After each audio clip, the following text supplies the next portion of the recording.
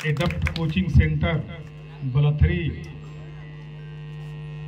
के तत्वाधान में बाल दिवस के रूप में उपस्थित यहाँ हमारे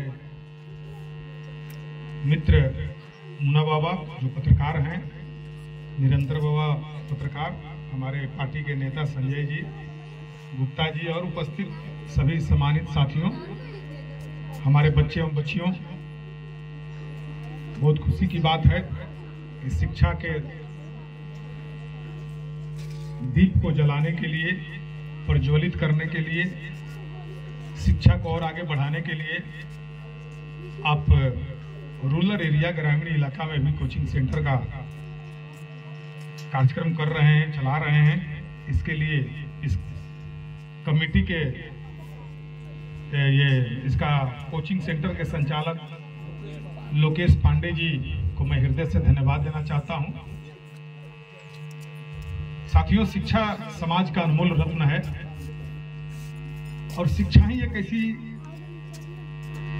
चीज है जिसको जितना लोग ज्ञान अर्जित करेंगे उतना ही वो आदमी आगे बढ़ेगा।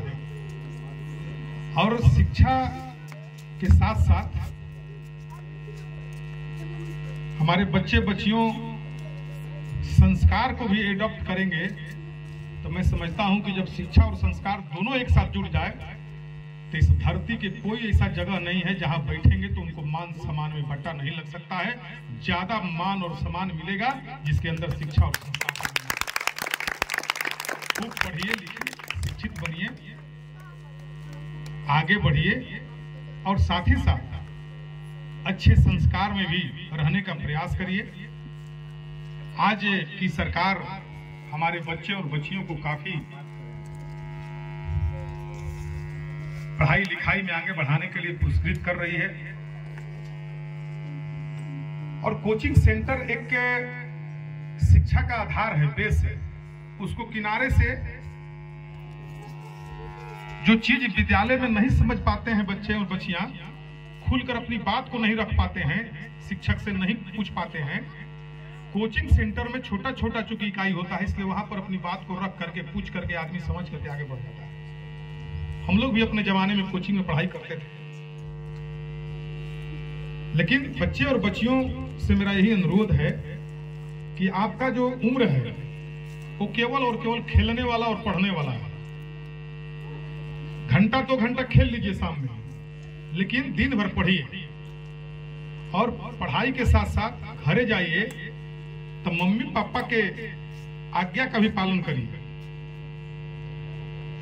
आप अगर ये काम करेंगे तो और आगे बढ़िएगा। जिस शिक्षा के साथ संस्कार की हम बात कर रहे हैं, शिक्षित तो होना बहुत जरूरी है ही, लेकिन अगर संस्कार भी जुट जाए तो बहुत ही महान बात हो जाएगी। इसलिए दोनों चीजों पर ख्याल रखिए, पढ़िए, आगे बढ़िए। आज की सरकार ने विद्यालय में पोशाक की राशि, हमारे बच्चियों को साइकिल देने का काम किया। कहां उस जमाने में साइकिल पर हमारे बिहार की बच्चियां बैठती थी और चलती थी। जब बच्चियों को साइकिल बिहार के मुख्यमंत्री देना शुरू किए और बच्चियां जब साइकिल पर बैठ करके जब हाई स्कूल में जाना शुरू की तो उसके हौसला में पंख लग गए, काफी अंदर से अपने आप को खुश हुई वो। फिर इसके बाद जो मैट्रिक में पास की बच्चियां उसको 10,000 का पुरस्कार, इंटर में पास की 15,000, फिर 25,000। जो बच्चियां आज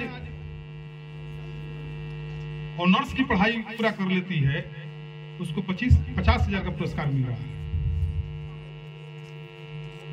और देश के पहला राज्य है बिहार जहां एक कलम से 1,20,000 से भी ज्यादा एक बार में बिहार सरकार ने नौकरी दिया।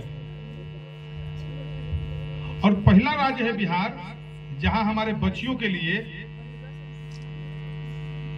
35% बिहार सरकार के नौकरी में आरक्षण दे रहे हैं और 2% पहले से 37%।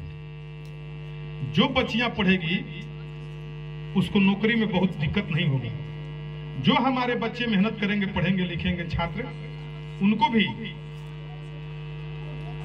नौकरी भी मिलेगा। और नौकरी के बाद जिसके पास ज्ञान रहेगा तो केवल सरकार के नौकरी से ही आदमी महान नहीं बन सकता है। सरकार के नौकरी से अलग हट करके भी आदमी अच्छे जगहों पर जा सकता है।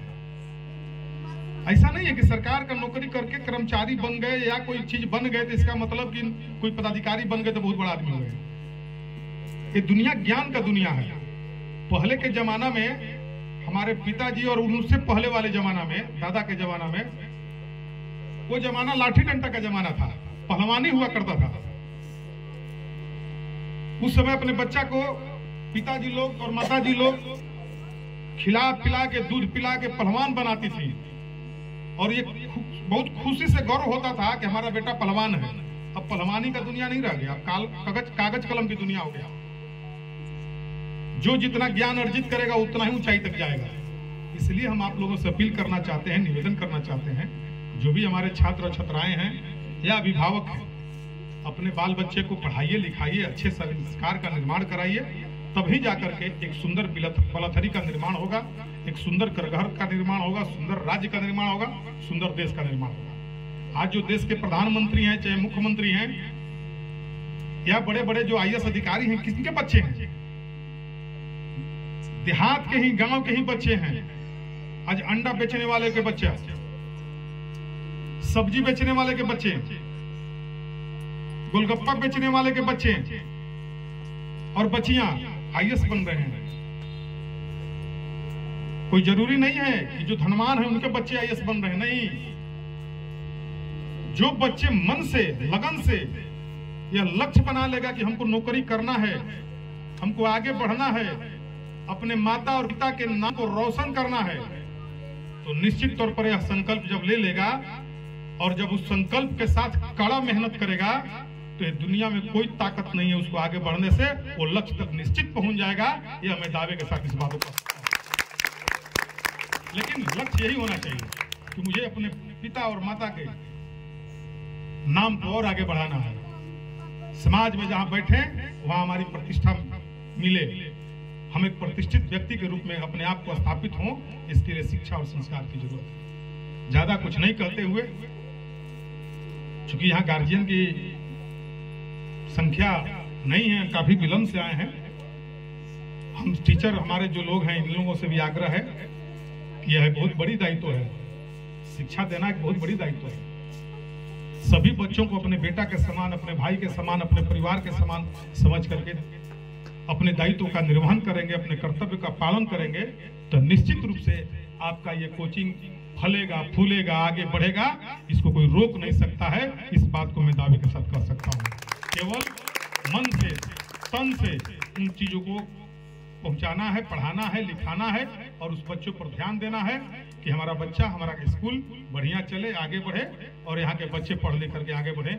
यही शुभकामना के साथ मैं आपको भी हृदय की गहराइयों से धन्यवाद देता हूँ कि आपने इस तरह के सोच रख करके अपने इंस्टीट्यूट को खोला है और हमारे जो बच्चे और बच्चियां हैं हम उनको भी धन्यवाद देते हैं कि आप पढ़ लिख करके आगे बढ़िए।